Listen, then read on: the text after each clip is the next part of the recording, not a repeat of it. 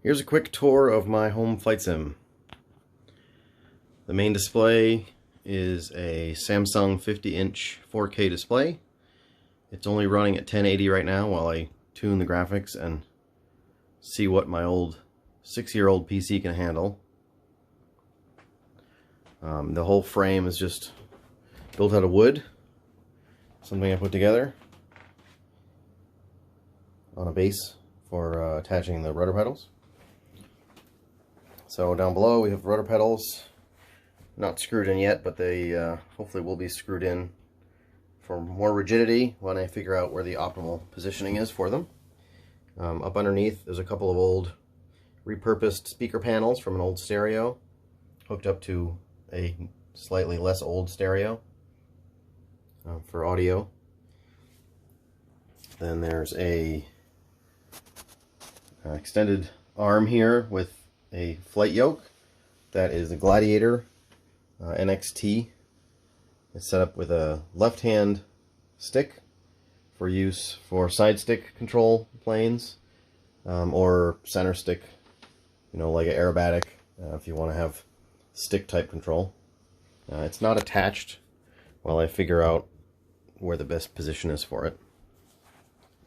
Then we've got the honeycomb yoke, kind of flush mounted as much as you can with this sloped front end, but that's mounted in there.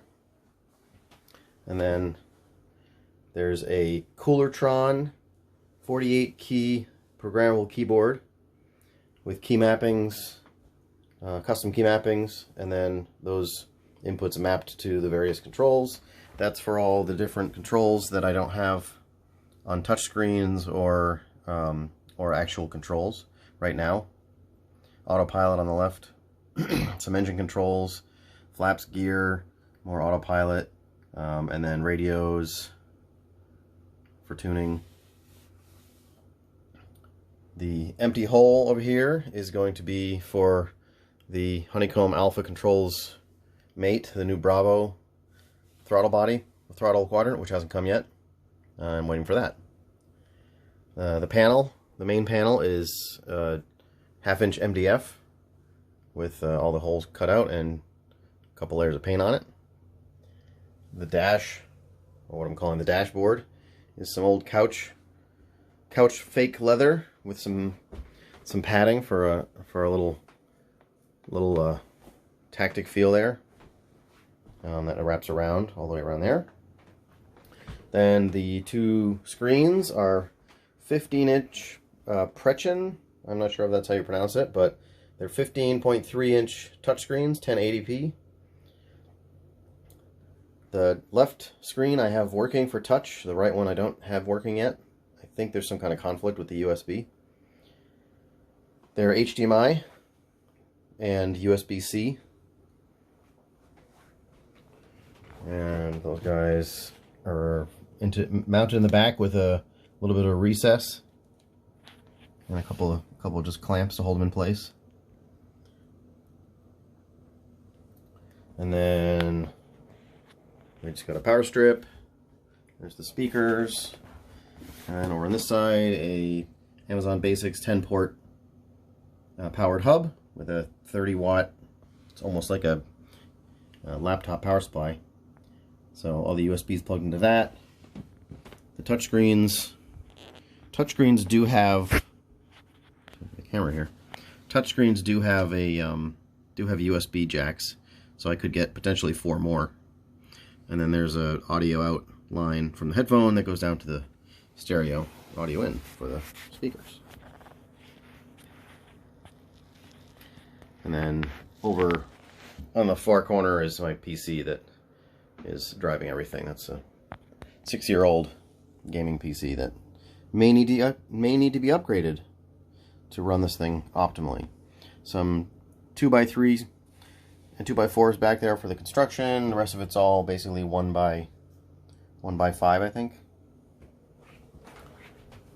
And then again, paint and some plywood to make up the base on top of some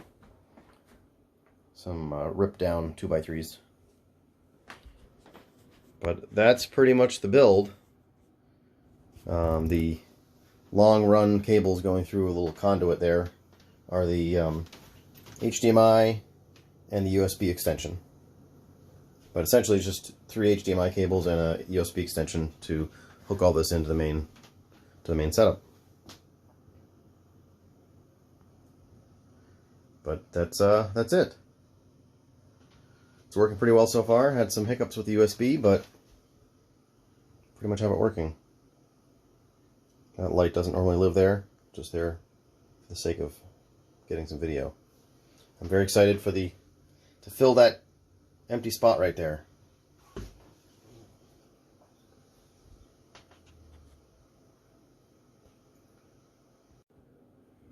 forgot to mention a couple brands here. The Rotor Pedals are the Logitech Pro or the Cytec Pro rotor pedals with toe brakes. I did do a modification to remove the center detent, so they don't have that very clunky center detent lock. I'm considering another mod to use more of like a bungee spring, which is what the Honeycomb uses for the yoke. It's a very smooth action with a bungee. For both forward and back. I think it's actually the same bungee for both axes. The Logitech uses a regular steel spring with kind of a double acting plastic interaction on it, which makes a little bit of a kind of a weird center feel, which if I can retrofit with like a bungee, it'll feel a lot more like the Honeycomb yoke, and I think it'll feel a little more natural. So that's the Logitech rotor pedals, and then we got the Gladiator there, and then this is for anyone that didn't recognize it. That is Microsoft Flight Sim 2020, and then the panels or the instrumentation is all driven by Sim Innovation's Air Manager to drive the 2 different instrument panels, and those can be changed for whatever aircraft you're in, and you can customize the panels. With layout, it's actually not surprisingly easy. I shouldn't say that. It's very easy. Not surprisingly, because they've done a great job with the software. It's pretty easy to build your own panels. I actually laid these two out myself based on some of the stock ones, and set those up to fill out the full 2 displays instead of being on just one display. So again, that's Air Manager for the displays, and that ties in nicely with Flight Sim. And I think that's all the brands I already mentioned: the Honeycomb yoke and the Cooler Sean keyboard. Thanks for watching.